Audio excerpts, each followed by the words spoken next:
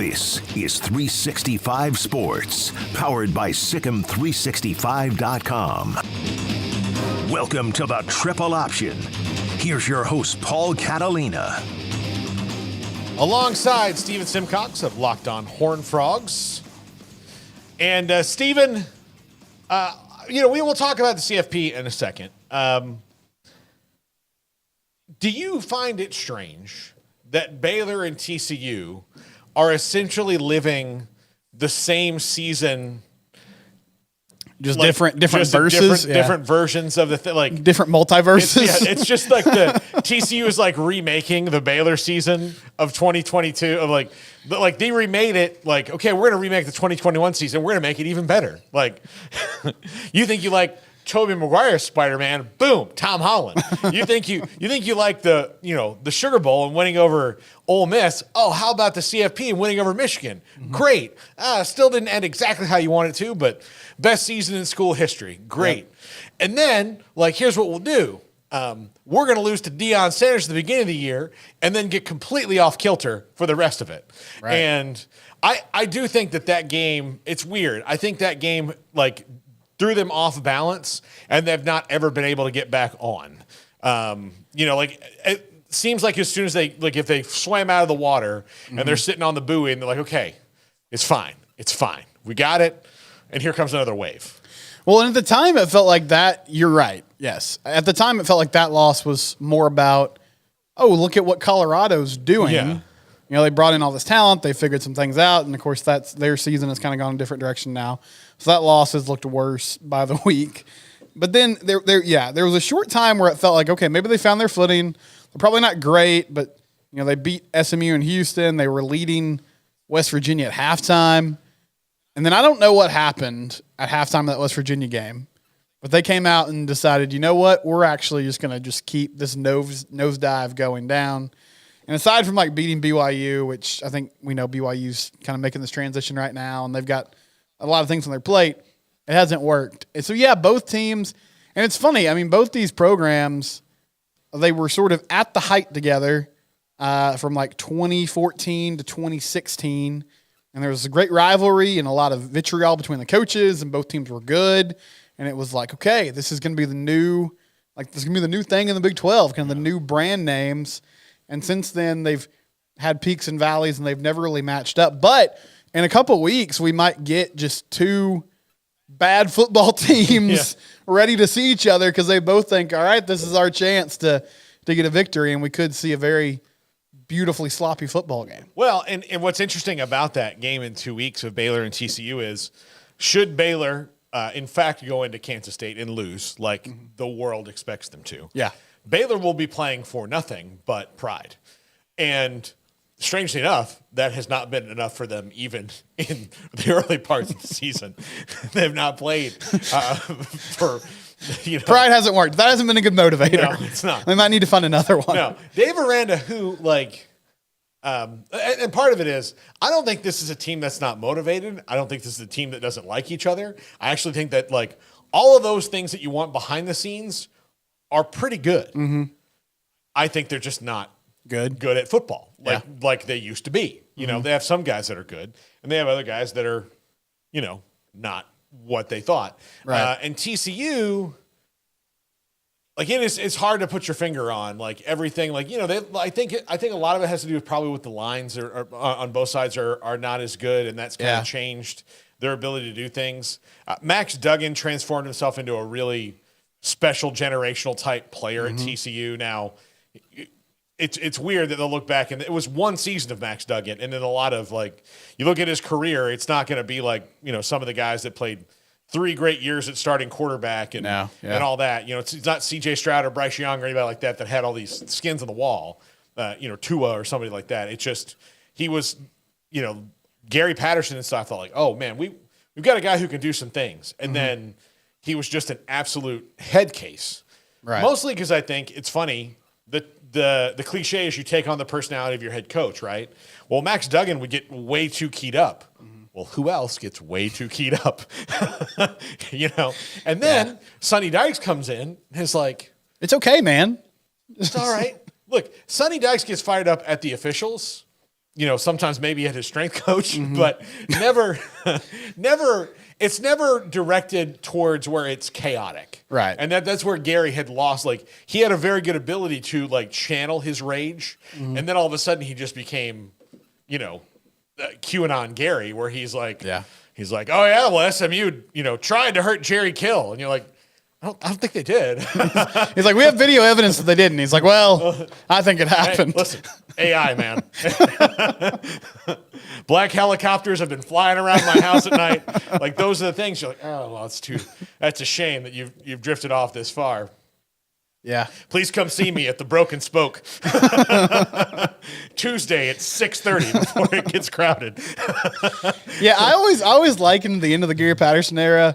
He was always sort of like your crazy uncle at Thanksgiving. Yeah. But for the longest time, he won, and it was sort of like, well, I mean, yeah, he'll say some wild things, but he's pretty funny, and he wins games. But then at the end of it, it was just kind of like, oh no, I don't know if I can bring my new girlfriend to Thanksgiving because I'm not sure what Uncle Gary's going to say. I don't know what all his takes are. I'm going to send you some websites that you really need to look at right now.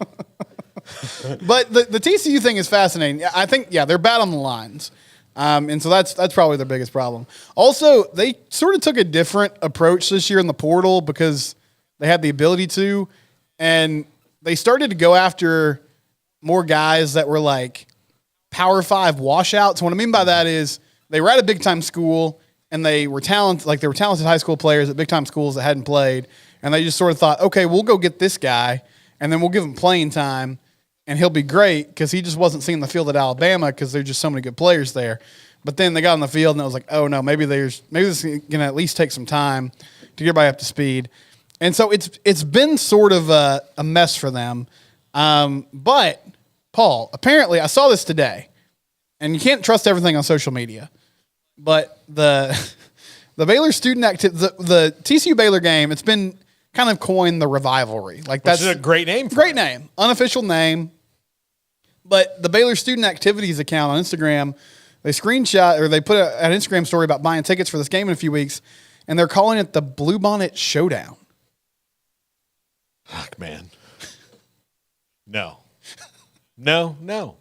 And part of it, like, I think maybe there might be like some powers that be that don't want to like lean into that name rivalry, right? Yeah, because that they think people are making fun of it. Mm-hmm. I don't think they are. I think that's just acknowledging. It's just a funny name. Yeah. It's a funny name, and it's not acknowledging like who you are. Like, you're a Baptist school and a non-denominational Christian school, right? So, I mean, those are the people that generally have revivals. It makes sense. I mean, so. And it's catchy. Yeah, it's catchy. Sounds good. Yeah. So I don't know if this is like a corporate thing. I'm not sure if this is a sponsor that's come in. Yeah. And they want to be attached to this game. Because like TC or Texas, Oklahoma, it's always like it's like the Red River Showdown. They coined it that. Well, they changed it from the Red River Shootout. Okay, yeah. Because names of things cause violence. That's true. Yeah, we don't want to condone anything. So yeah, they did that. Like, also, Bluebonnet Showdown doesn't roll off the tongue. No, it doesn't. Like Bluebonnet Battle or Battle of the Bluebonnets. And maybe it is Battle. I'll check real quick and make sure. Maybe because Battle would make more sense. The Battle of the Bluebonnets, to me, has an old worldy type thing, an old school. Garrett, you could get behind Battle of the Bluebonnets, couldn't you? Yeah, I think I can make it work. The only problem with that is you're basing it off the state flower, and there's so many other schools in Texas, so it it gets rid of everything. They're saying Bluebonnet Battle. Okay, so it's Bluebonnet Battle, which makes more sense. Yeah, but I still think it's a horrible name. Yes. No. I mean, like, I think that anytime that Texas Tech, Arizona, or Arizona State play, they should have like a 3-way trophy that should be the tumbleweed tussle. Ooh, nice. I like that. Look, I could be your college football game rivalry name guy. Like, you shoot out, especially a new one in the Big 12. You shoot out a name, and I'll think of something. That's good, Paul. Yeah. The tumbleweed tussle. Yeah, it's like a 3-way thing because there's tumbleweeds. And it's like the Commander-in-Chief's trophy, but But just a big tumbleweed. Yeah, but just a big tumbleweed for people to go to state schools. Yeah, and maybe it's probably more Arizona and Texas Tech because I can see a lot of them in Phoenix. That's true. I mean, so like That's Arizona, legitimate Texas Tech can be the tumbleweed tussle. I love that. Yeah, And can you think of just the alliteration? Like, say Gus Johnson gets that game, and he'd be like, "All right, we got the tumbleweed tussle in Tucson with Texas Tech." Did you hear Gus Johnson drop a "Holy Chicago" after that Texas turnover this week? That was pretty good. Yeah, I've never heard that before. Yeah, no, he's. He just belted out a "Holy Chicago." Yeah. You know what was funny? We had Gus Johnson on Big 12 Media Days a couple years ago. I say a couple years ago. It was back when it was still at the Westin, before they started doing it at the Cowboys facilities. And I was like really excited to talk to him. Right. And he couldn't have been nicer. He and I have a very good mutual friend, Ray Peters, who lives here in town. Ray was like kind of Gus's mentor when Gus was here at Channel 25. Yeah. And so we're good friends. And so I sat down, and when you talk to Gus and he's not in character, because that's what he's doing. Like I would say that like he's legitimately very good at what he does. He doesn't scream all the time. But he's like, you ask him like, so what do you think about Texas this year? And he's like, oh, well, I'm excited about watching them. And it's really cool. And you're like, look, man, if I had Carrot Top on the show, I'm going to want him to pull some things out of the case. That's like that. But yeah, Gus, because I always think of it like how Keith Jackson or Gus Johnson or Brent Musburger would say something. Yeah. So yeah, I think I could be an excellent well, I need to think of some more that I only have two right now. The Battle of the Bluebonnets. Okay, what about like West Virginia, Cincinnati? I think they're trying to turn that into a rivalry. West Virginia, Cincinnati. The chili showdown? Yeah, I don't know. Let's see. The chili cook-off? The chili cook. I don't know if they'd really do like. I don't think they do chili in West Virginia. I don't know. Yeah. What are the over like pepperoni rolls are the big thing in West Virginia. Okay. And then Cincinnati chili. Skyline chili. Yeah, Skyline chili. I didn't think on that one. That's a tough one. But so like Iowa State, Kansas State, they've coined it Farmageddon. Farmageddon's great, which is great. And they're not going to get to play it. Yeah, they're not. That's not a protected rivalry so for reasons. It's a bummer. It's a bummer. But yeah. But we got to get Garrett. The Bluebonnet battle's horrible, is it not? Yeah. It's pretty terrible. I would understand it, and to me, when you're saying that, it's kind of like the Sunflower Showdown between Kansas and Kansas State, but those are the two main schools in a small state. Yeah, Pittsburgh. That's what throws me off. Yeah, Pittsburgh State's not getting on it. It's like, hey, yeah, we should get it on this. Yeah, nobody's doing that. Independence Community College. Yeah, it's not they're like, wait, hold on a second. But like Baylor and TCU going, yes, no, we're taking Bluebonnets. Bluebonnet, yeah. No one else is getting. We got the Bluebonnet battle. Yeah, that's not great. Unfortunately, leave it at rivalry. I'm going to say I'm never going to call it that. Yeah. Kind of like, if I was in the room working at Twitter when Elon came in and said, "Hey, we're going to be called X now," I'd be like, "I'm not going to call it that." Yeah. Like, no, we're X. Like you're not sending out tweets anymore. You're sending out X's. Still not ever going to call it that. I'm never going to call them Zeets. I'll still call them tweets. Yeah, we're gonna Zeet. I'm never going to call something a Zeet. Did you see this? You see the Zeet? Yeah, like where? And tell me not to step in it. I think I got treated for Zeets in college one time. Yeah, no. Like that would like they could come out with a Bluebonnet battle here, and I'd be like, no, it's a rivalry. It's a rivalry. Yeah. I don't call it that. I need to ask our friend John Morris if he's been given direction on this. Yeah. And this wound up being a sad story, so I'm going to leave the sad part out of it. But I went to school with a guy who in 6th grade, when we all met him, his name was Vern. And then he, and there was really good reasons behind it now that I'm an adult. But he then started in 7th grade, said, "Hey, would you guys call me John?" And do you know, especially Vern, when like his name was Vern, part of the reason he wanted to change it is because Ernest was a thing in 1992 and he just couldn't live it down. But then he came and said, "Hey, would you call me John?" Do you think 13-year-old boys were like, no, we got cool it, with that. buddy. Yeah. No problem. Like, Y'all just call them burn so hard, I bet. Yeah. Y'all just wore it out. Yep. And,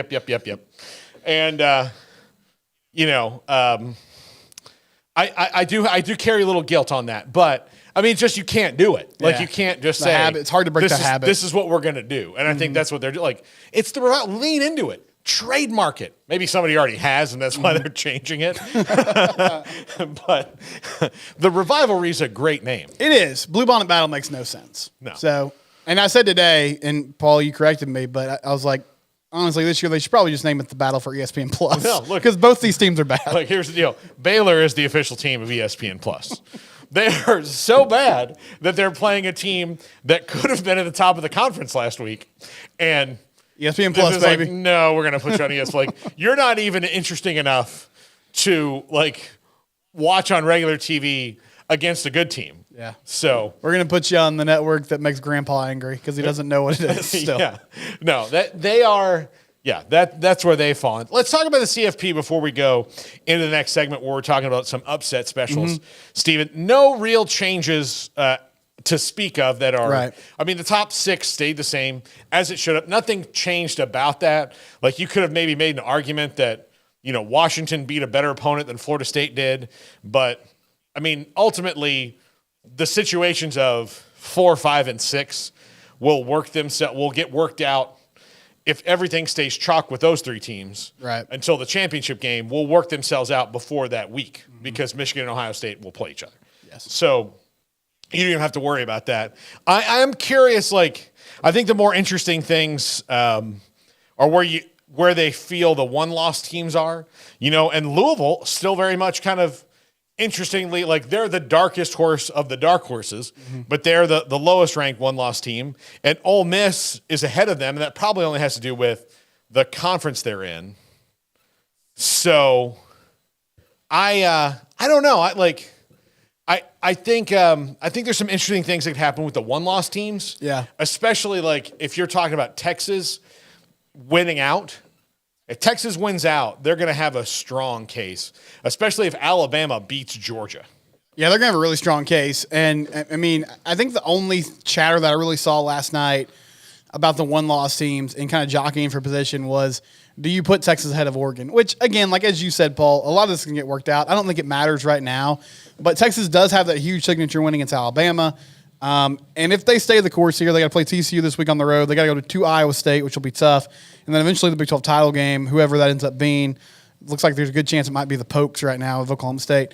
But they're going to have a great resume. I mean, like, your only loss is to Oklahoma, who at the end of it all, like, I think at most will have 3 losses, but there's a good chance they only end up with 2 and look impressive. And that was a coin flip ball game. You beat Alabama. If you run through the Big 12, I think it's going to be really hard to keep them out, especially when you consider that you're going to have the loser of Michigan and Ohio State on the outside looking in on championship weekend with no chance to, find a way to get back in the mix, at least by playing that day.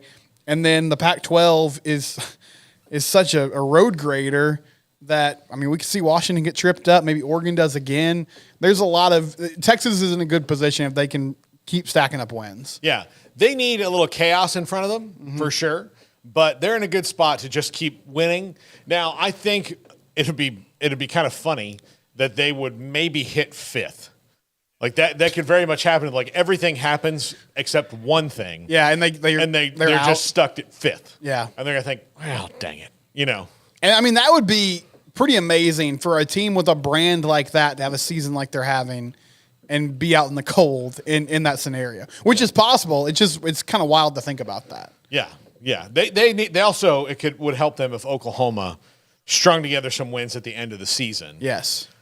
And maybe even got, like, if Oklahoma could find a way, which it's unlikely now, but if they could somehow find a way to get back to Arlington, and then you have a rematch, which I know is not what we as Big 12 people want, but if you get that rematch again and Texas can avenge that loss, then there's really no holes in that resume that you can poke. No, absolutely not. But right now, look, if Oklahoma State loses any of their last 3, that would be shocking. Yeah, I mean, like, they have a large advantage over all those teams. Yes. So, Texas is probably going to play them, which is probably not good news. Like, it's not good for anybody to play Oklahoma State right now because they've really kind of come together and they're able to navigate kind of any situation now because of Ollie Gordon, and Alan Bowman is surprisingly not terrible. I know. And what's happened to Casey Dunn? I mean, I guess it's just the fact that you have a centerpiece of your offense now, an identity with Gordon. But it's like suddenly he's become just this great play caller again. Yeah. Yeah. Well, I mean, look, when you have when you have to make them stop one thing, right? You have to stop Ollie Gordon, then everything else can be easier because you're like, okay, I know that we can't really win on the outside a lot, right. But look, if they're going to have to, take some people to make sure that Ollie Gordon doesn't run for 275 yards, then I'm going to have some advantages I can win. So maybe I'm not going to have, these plays where we rattle off, 75-yard bombs in the air, but, we can sustain drives, keep the other team off the field. Get first down, third down and 4 or less, and if you're on the other side of the 50, that's 2 Ollie Gordon carries on a bad night. Yeah. Usually, third down and 4, I'm going to be like, you know what? Alan, don't worry about it. Ollie, there you go. Yeah. Done. Here's the play. Whatever play Ollie wants to run. Ask him what he thinks. And, I mean, the schedule, we talked about the schedule for them being favorable going into the year, and then they lost to Jacksonville State, and you're like, well, maybe not. But it has kind of shifted because they figured it out. And, they got Kansas State at home at night on a Friday, and then they got last Bedlam ever in Stillwater, which was, you couldn't ask for a better environment than what they had on Saturday. Yeah. And they still won the game, and I'm not taking it away from them, but that crowd was a huge boost. Yeah. All right, got a text from my good friend Joe, and he threw out BYU and Baylor, rivalry name showdown. Okay, I'm going to give you guys this one. All right, here we go. Okay, right. It's either the teetotaler throwdown or to make it simpler, prohibition. I like prohibition. Yeah, prohibition. The trophy is just an old lady smashing a keg from 1922. Get on that, somebody. Somebody make that. Again, you have a chance here. There it is. I think, You have a gift. Yeah. And the best part about that one is that much like teetotaling, there were real teetotalers, and then there were ones who were pretended. There's a bunch of those. You have some undercover agents in the mix. And I'll let you guess which one is which without throwing the darts directly at the board. So there you go. Yeah, tailgating would be interesting that weekend. But I guess it would just be like every other Baylor tailgate experience. Just more Dr. Pepper in the cup. Maybe some other stuff too. Yeah. Who knows? Yeah. I went to Catholic school my whole life. And when I went back for my 10th reunion, they had in the library, they were supposed to do it outside, but it was raining for a while. So they said, we'll move it into the library. And they had a keg in the library. And I remember sitting in the library and filling up the keg. And the dean of the school walked in. I immediately put it down. Just out of a reflex. Yeah. He can't hurt you anymore, Paul. It's okay. And he was like, is that for me? And I was like, oh yeah, sure. It was Father Hugh, who was awesome, by the way. But here you go. And then everybody in the room just kind of sat there for a second. We were all in the same is this a trick? Oh wait, no, we're well over age now. We can do this. It's fine. There's nothing against the rules. I was so confused for a second there. The last time I saw this guy was at my graduation. He was telling us to be careful. Don't do anything stupid. Yeah, those reflexes kick in from time to time. Yeah, they do.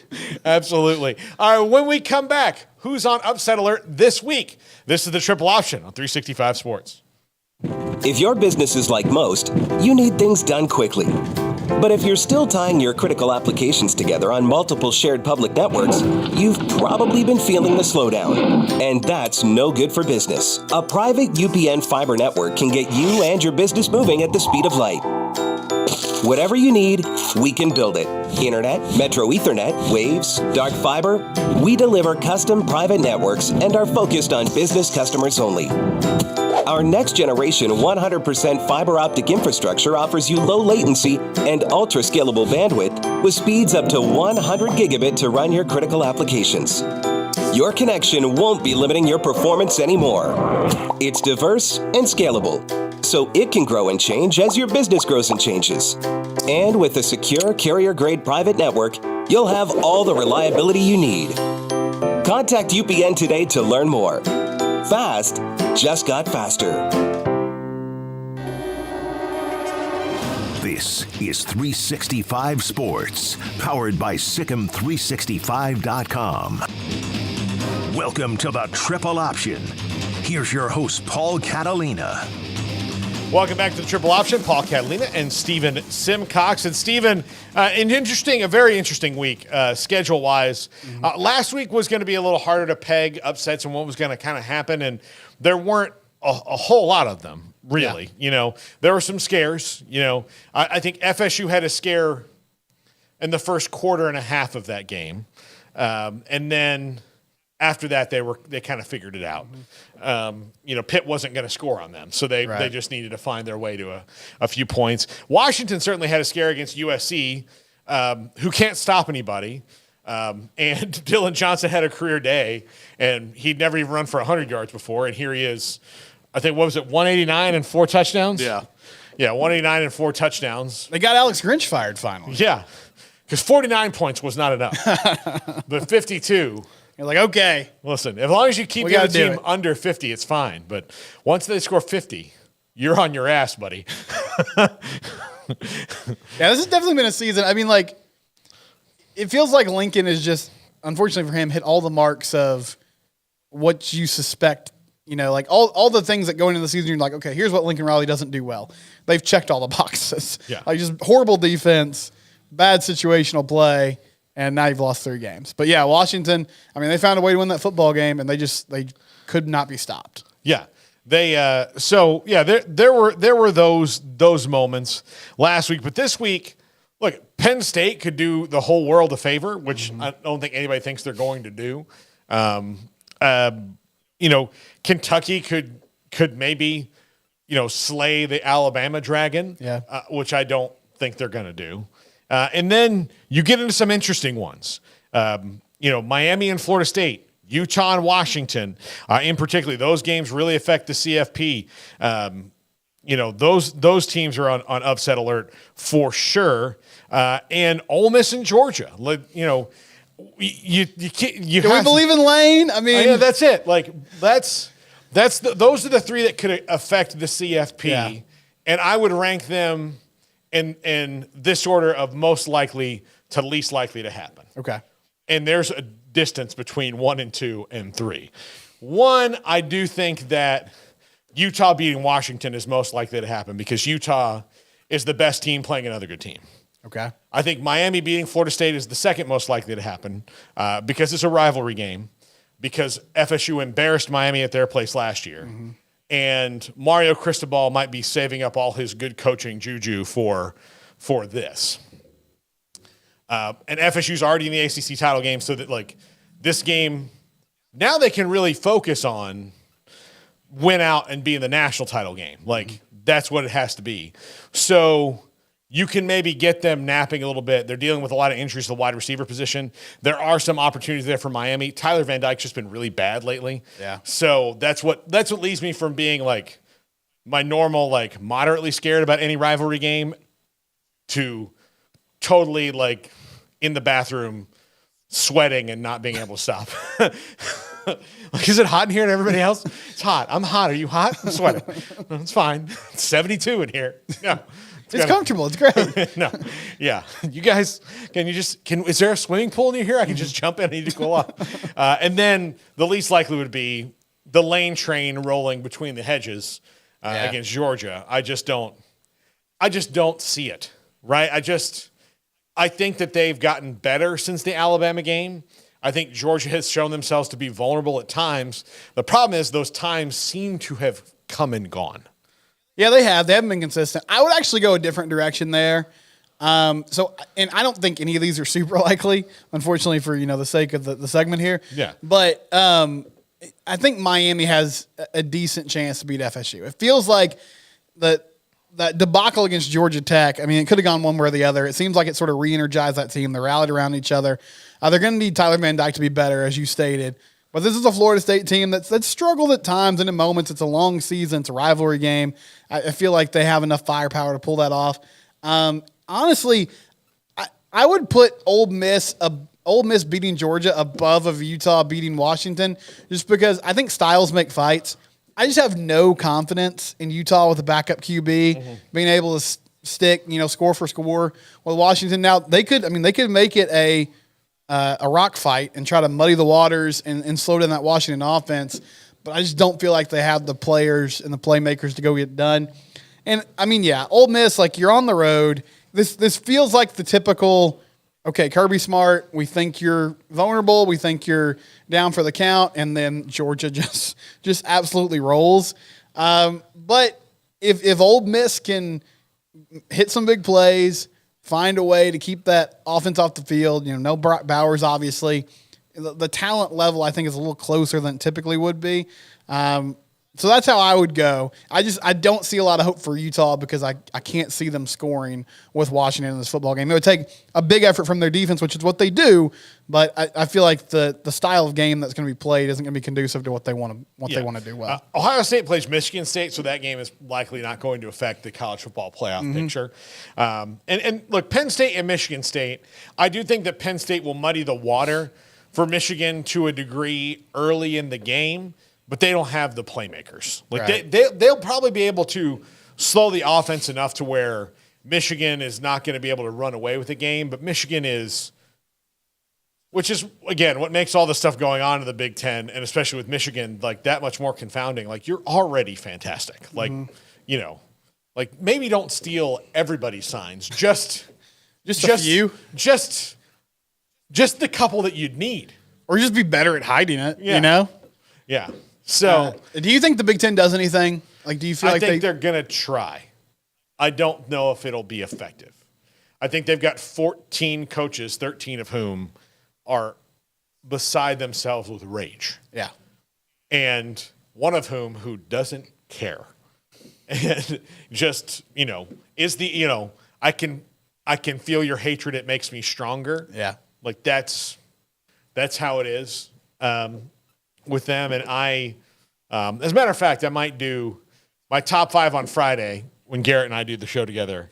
Might be top 5 Big Ten figures as Star Wars characters. Oh, I've done this before, but I already know who Jim Harbaugh is. But do y'all think they would do? All right. The other thing is, you can throw something out there knowing that Michigan is going to fight it. That way you've done something. You know nothing's going to happen. You can still get into the CFP with Michigan and then save your fight for after the season. Yeah. But do you really want to punish Michigan if you're the Big Ten? Like Michigan itself, and take away money out of your pockets from them making the playoff? Or do you suspend Harbaugh, let Michigan still play, and get paid off of it? Well, here's the thing. I don't think they can do anything to – they could maybe do something to Michigan. I don't know if they can do anything to Harbaugh. Like right. Whatever they try to do is going to get fought. But so for Tony Petitti, all he's got to do is land the plane where he's addressed the issue and then has to say, look, we understand that Michigan is going to appeal this. We don't know how long that process is going to take. And then at the end of it, he can be like, oh, shoot, it's January 15th.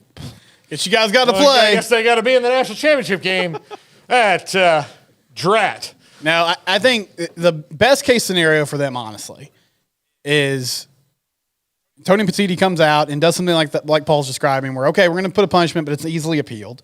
Or they say, you know what? NCAA is investigating this.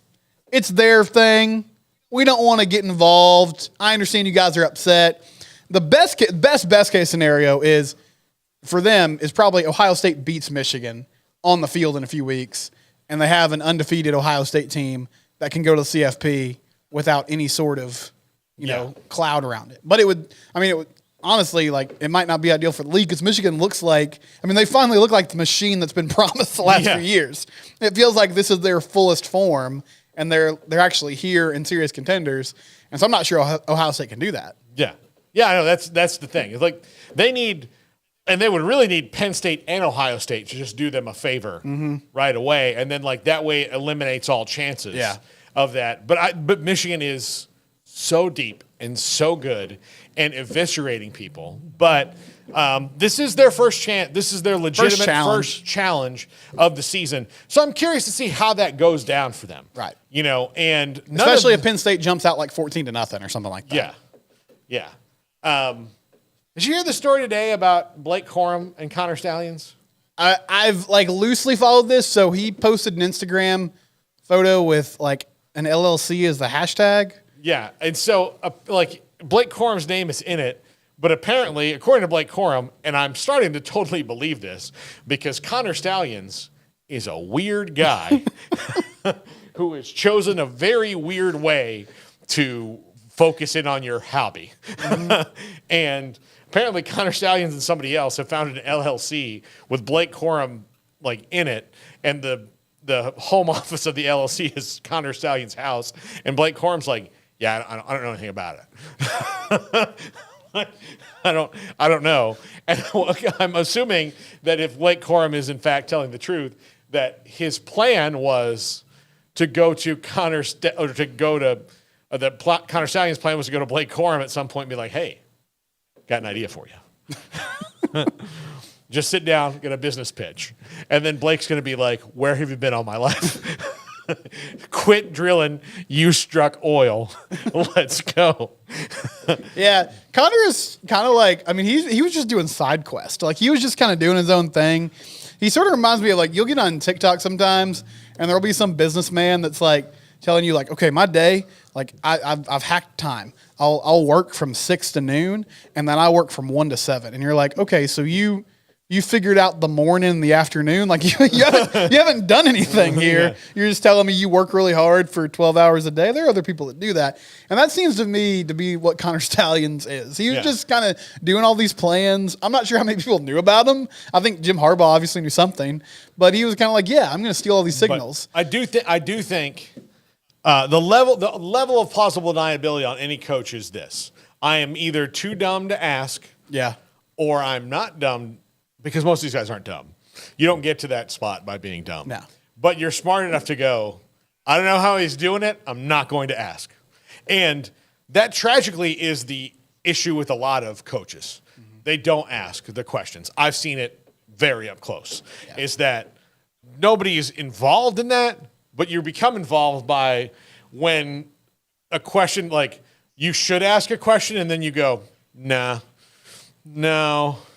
Yeah, it's always funny when people that are so obsessed with details suddenly become the folks that are like, well, I just, guess that one slipped by me. Didn't know. Yeah. Didn't know what was happening there. Yeah. So, somebody got arrested? Stuff happens. Yeah. I have another personal story here. When I was in my first apartment after college, my best friend and I were living there, and the handyman lived upstairs. And we had no idea he had done this, but he had rigged the water meter to where it split the bill between the two. Like it split I guess he used to work for the water company. Okay. I knew how to do it. And our water bill every month was like $7. And we had no idea. That's awesome.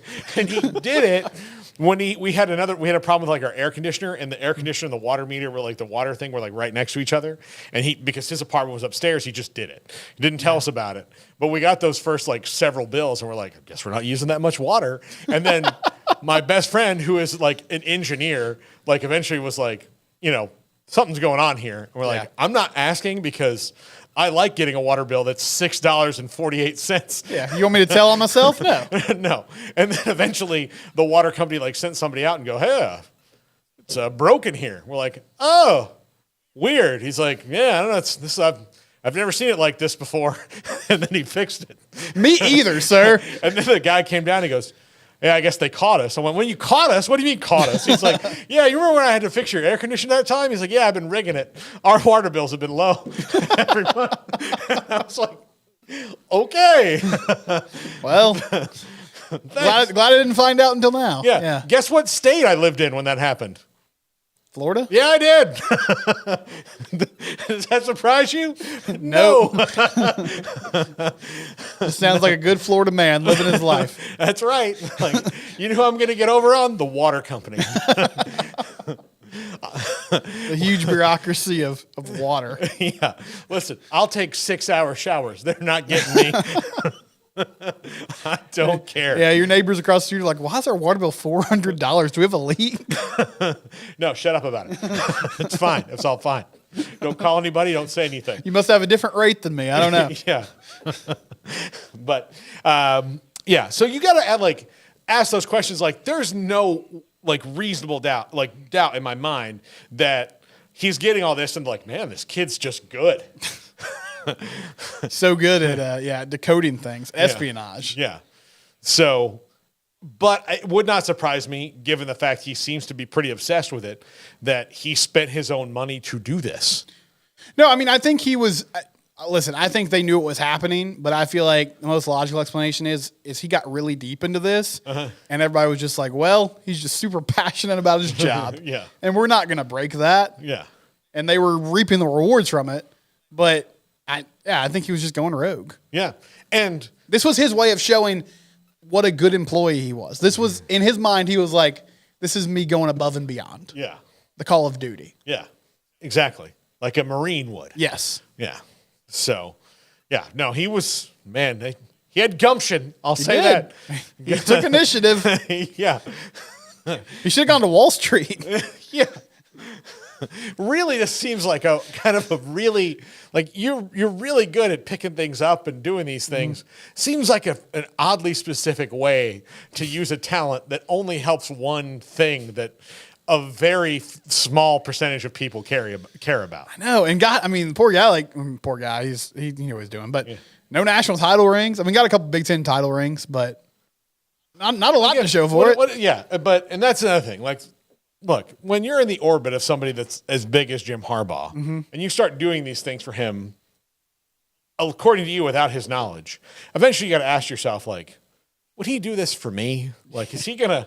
What's the payoff for me? Is he going to care about me? Because right now he cares about me $55,000 a year, Well, and he and makes yeah. $11 million. So, And it seemed like with the manifesto detail, and as illogical as this sounds, it sounds like in his mind he thought one day Jim was just going to be like, Connor, you're our new OC. And people weren't going to be like, wait, the guy that's just been a low-level staffer for the last few years, you're promoting him to offensive coordinator? Or maybe it would have been more logical. Been like, hey, linebackers coach. Yeah, linebackers coach, running backs coach. Connor, you got that. But I think eventually he thought, this is my way to get an on-staff position, and then in 10 years I'll be the head coach of Michigan football. Yeah. Just so weird. All right, that will dovetail nicely into our next topic. What are we more exhausted by, the infighting in the Big Ten or the SEC's delusions of grandeur? This is the Triple Option on 365 Sports. If your business is like most, you need things done quickly. But if you're still tying your critical applications together on multiple shared public networks, you've probably been feeling the slowdown. And that's no good for business. A private UPN fiber network can get you and your business moving at the speed of light. Whatever you need, we can build it. Internet, Metro Ethernet, Waves, dark fiber. We deliver custom private networks and are focused on business customers only. Our next generation 100% fiber optic infrastructure offers you low latency and ultra scalable bandwidth with speeds up to 100 gigabit to run your critical applications. Your connection won't be limiting your performance anymore. It's diverse and scalable, so it can grow and change as your business grows and changes. And with a secure carrier-grade private network, you'll have all the reliability you need. Contact UPN today to learn more. Fast just got faster. This is 365 Sports, powered by Sikkim365.com. Welcome to the Triple Option. Here's your host, Paul Catalina. Welcome back. Stephen Simcox alongside me. Locked on Horned Frogs, which will be... Have you done today's yet? I have, but I need to upload it because you guys will appreciate this. I sat down to upload it before I came here, and I was like, this is usually like a 30-minute process, and I don't have 30 minutes, so I'm going to have to do it after the show. Yeah, absolutely. I would let you get on our internet's pretty fast here. You just saw Unite Private Networks. Yeah. The uploading is not really here. What takes a long time. The processing, as you know, is the tricky part of it. Come on, YouTube. Yeah. I mean, their servers are bigger than ours, so hopefully. I hope so. Just a couple guys at Google have figured this out. Like, we don't know how long we got. They're still dealing with AOL Messenger. Yeah, we have all these cool things in the building, but we ran out of money in the budget for the servers. We had a couple guys like Connor Stallions who just figured it out. We didn't know how. We didn't know how. Paul Garrett, do you guys still chat on AM or IM? Or I guess that went away, right? AOL Instant Messenger? Yeah, no. I haven't used my AOL. I don't think it exists anymore. I don't think Big Cat 5698 is there anymore. That was like the funny thing about working with you guys and it made sense. It worked, but when we would do remotes, like even 2 or 3 years ago, we were still using Instant Messenger. Because we were like, as much technology is available to us, like we were like hitting a wall at like, okay, I need you to talk to me, but you can't. Right. I need information quickly. Yeah. Yeah. But it's got to be only us communicating. Yeah. We can't talk back to you when you tell us this. Mm-hmm. Like there's no, like we're missing one little piece of technology that, however reasonably, unreasonably, we don't have because we don't really need it like other people do. So just so you can tell me to go to break when I'm at a car dealership, that's really why we need it. That's why we're keeping this in business. Yeah, that's. So I can tell you what advertisement to read here. Yeah, while y'all are talking about college football. Yeah, there's no. But now I mean, I haven't like you can just text me and I get it on my laptop. That's true. So no, we don't use it anymore. It's RIP. Yeah, it's gone. And we didn't want to use it then. Right. Like, it was just one of those things where it was like, it was just kind of there. What can we do? And then somebody's like, hey, you remember Instant Messenger? We're like, what? All right. I mean, okay, it's still around, I guess. Yeah. Let's download Instant Messenger and go to it. All right, Stephen, which have you grown more tired of? Because this has happened really rapidly, and I think I'm a little bit. I mean, I'm fatigued by it. I'm either like sometimes I'm here for it all because I'm intrigued by any kind of dumb crime, and this is all dumb crime. Like it was like reading one of those books of like, hey, this robber, tried to, steal this and then get a return for it, and he was on the camera the whole time. Those kind of things. Like this is all seemingly dumb crime. Or the SEC's year, because this is kind of a rapid rise thing of the infighting of Michigan is stealing signals, and then Michigan goes, oh, yeah? Well, we're not the only ones. So what do you think about that? And, like, that is also,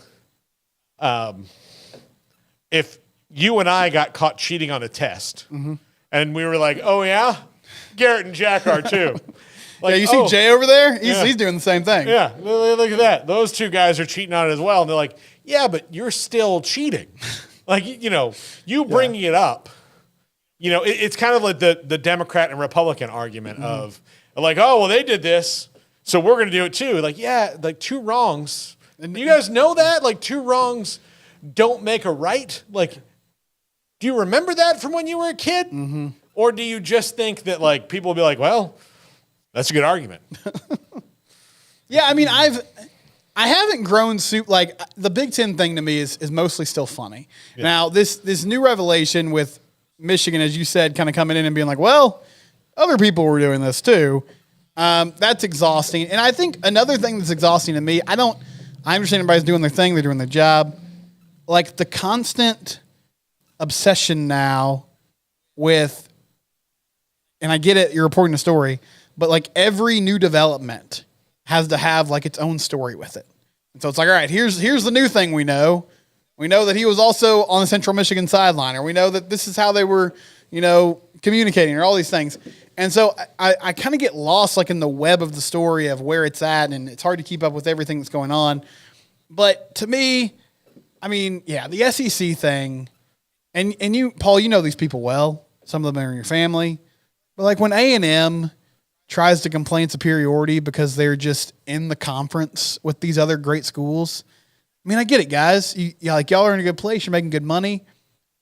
You're still a mediocre football team. Yeah. Like, Georgia being good, Alabama being good doesn't make you guys amazing. Yeah. And that's my frustration.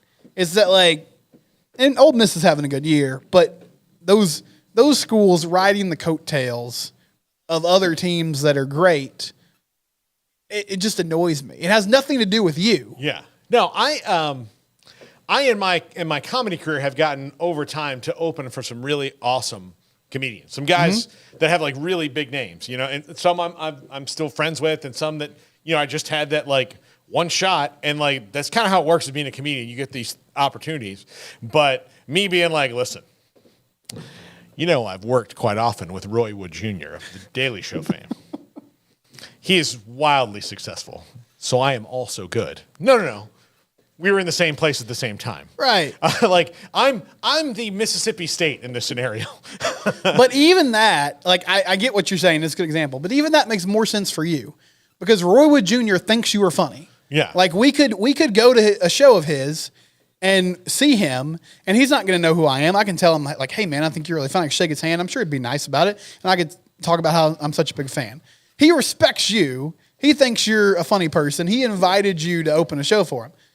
Like, these other schools, Alabama doesn't care about them. No. They don't think, Nick Saban doesn't think they're good. No, he thinks they're food. Yeah. He thinks they're food. Alabama and Georgia think that A&M and Mississippi State and Ole Miss are food. You know, that's who they think they are. The other schools need to be able to get to a point where they think like that. Mm-hmm. You know, actually, I think it's why... I think it's why the schools in Texas are normally like we're so caught in the mud, and it allowed the SEC and Big Ten and even the ACC to kind of get past them when it came to winning national titles, because the idea of the Southwest Conference was they only cared about beating each other. Yeah. And then the other schools were like, yeah, that's all well and good, but like after I get done beating the guys who are like in my neighborhood, I would love to go to other neighborhoods and knock the crap out of them too. Yeah. And Texas is the only one, like, Texas is the only one who's won a national championship in the last 50 years from the state of Texas, and even they got caught up in it. Mm-hmm. You know, like they got caught up in that as well, and I think it hurt the whole area. Yeah, and so then when A&M got into the SEC, they'd already been kind of living that life, and they'd be like, all right, yeah, we're in the SEC. Here, it means more. And you're like, I mean, sure. Yeah, great. that's fine. Usual slogan. It's been a great, like, nobody's begrudging your business decision, especially since of every school that has changed conferences, A&M has, I guess TCU last year finally, but A&M's had it the best because they really didn't suffer any differences. No. They're the same, but with more money. That's look, in your life, that's a great thing to happen. I'm going to teach you guys something right now. If you don't have to do any more work or change anything about you, and your boss comes to you and says, here's more money, you take it. You take that deal. Oh, sure. Do I have to work harder? No. Right. Do I have to win more games? No. Do I have to make more sales? Yeah. No. Here is more money in a better company to do the exact same thing and sometimes less, and nobody can say a word to you about it. It's like being a tenured professor. Take it. Mm-hmm. Take it. There's going to be, like, when you're a tenured professor, there's going to be a day when you're 60 years old and you're like, you know, I need to do this for like 5 more years and I'm done. And you're going to walk into that history class and be like, you guys know about Kennedy. The TA is going to tell the rest of it. Email them any questions, but don't bother me. You know, again, same money. Nobody can fire you. Nothing's going to change. Yeah. So, yeah, I think the years-long SEC bravado is tiresome, in that a lot of it, it would have made sense had they kept doing what they were doing, which was trading off titles to me, where it was Auburn and Florida and Alabama and LSU and then everybody was kind of trading off. But then when Alabama did what they did, they ruined it, because at first it was about the depth of the SEC. Then it just kind of became about Alabama, and then Georgia and LSU kind of around them. because nobody else is really, but when it was Tennessee did one and Auburn did one and Florida did a couple, like then it was like, oh yeah, you really do have, like, you guys are the toughest to beat. But then Alabama came and changed the game. And then the only other coach who's even, and I'm not leaving LSU out on purpose here because they're really a weird outlier. They are. And how, like, it's just a good football school that if you get the right guy and the right quarterback at the right time, like, they're going to drunkenly stumble through a national championship and be like, woo-hoo! Let's go. But Alabama flipped that around to where the only way that you could beat Nick Saban and flip the script on him is to hire the best assistant he ever had. And everybody tried to do that. And there's really only one. It's Kirby Smart. Mm-hmm. He's the one who's the best. He's the one who picked up everything. He's the one who can run the program like it. And so there's that. The Big Ten infighting, though, like, will start to wear on me if they don't solve this. Yeah.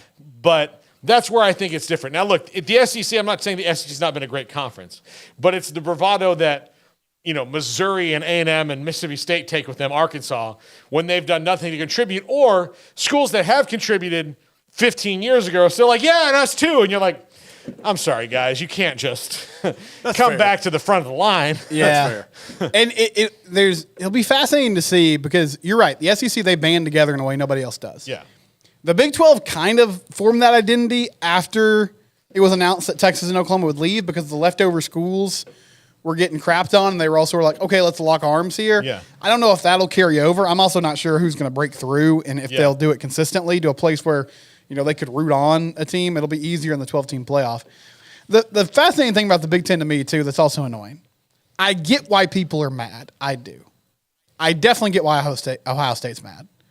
Purdue, I'm going to need you guys to calm down a little bit.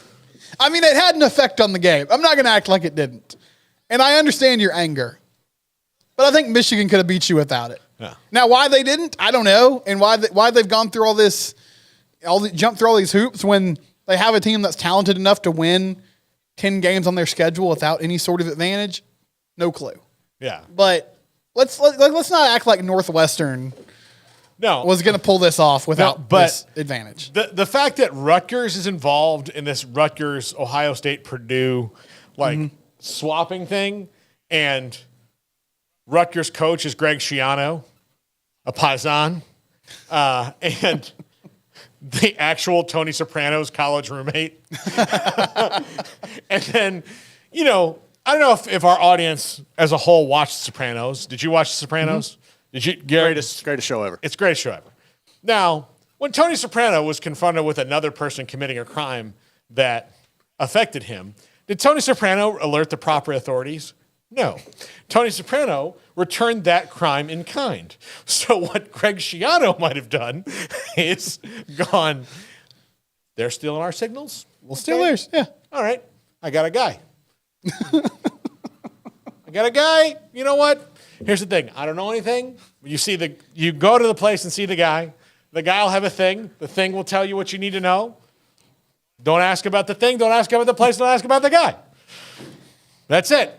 Yeah, there were some meetings in an Italian restaurant in New Jersey somewhere. It's like that went down. Just there you go. Yeah,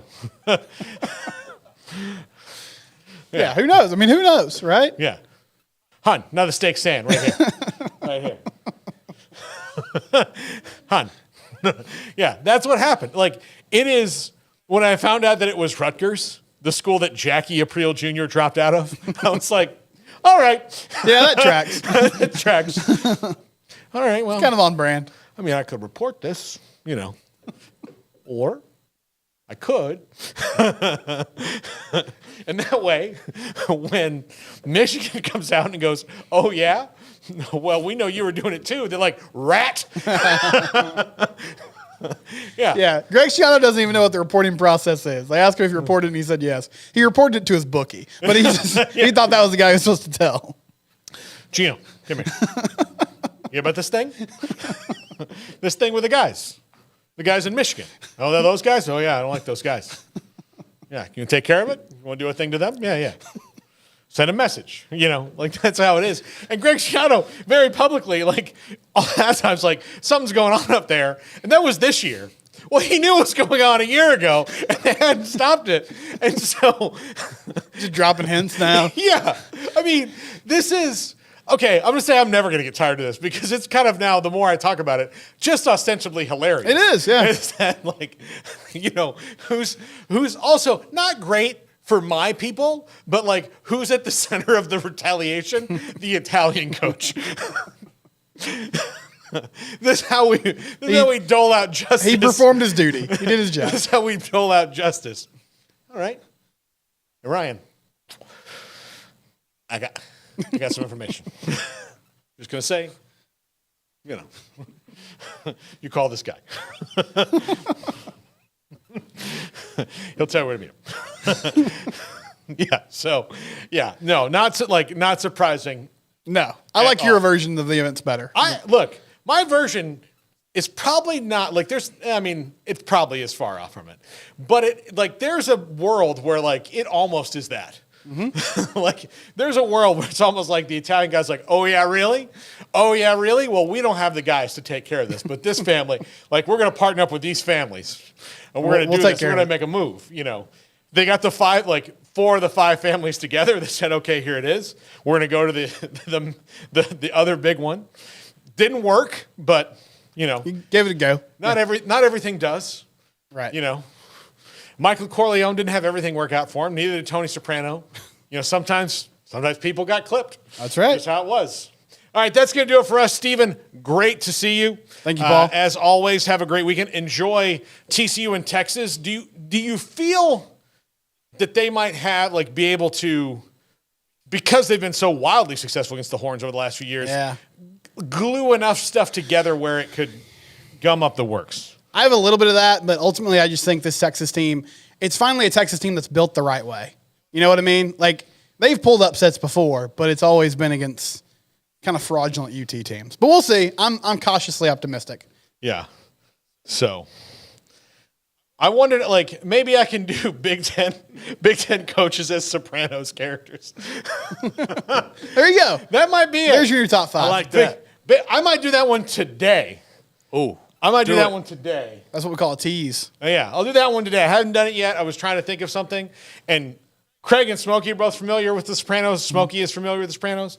I think we got to do this. Let's do it. Yeah, I think we got to do this one for the top 5 today. We'll have Dan Wetzel on the show today. We'll also have Ricky Thompson. We've got our own Ashley Hodge talking about Baylor basketball and their big win over Auburn to open the season. And Jacoby Walter is a dude. Yeah, he is. Yeah, we're going to talk some basketball on this show coming up when football's over. Steven is a big basketball guy as well. Jacoby Walter, holy cow. The coaches had kind of told me when I talked to them, like, hey, this kid's different. And I'm like, okay. I mean, I never don't believe them, but to the level you have to see it to believe it. Yeah. And that's even Bill Peterson, when he was at the Academic All-Stars, was our speaker this year, said, look, I'm telling you, he's different. And when he said it, I was like, huh. This guy used to be like Dirk's go-to dude in the Mavericks. I'm gonna trust his evaluation skills. Yeah, he was getting number 1 pick hype last night. He looked the part. So. Yeah. Franz Fraschilla was like, oh, he's gonna be a top 16 pick. Oh yeah, he'll be in the top 16. Might not make it past 2.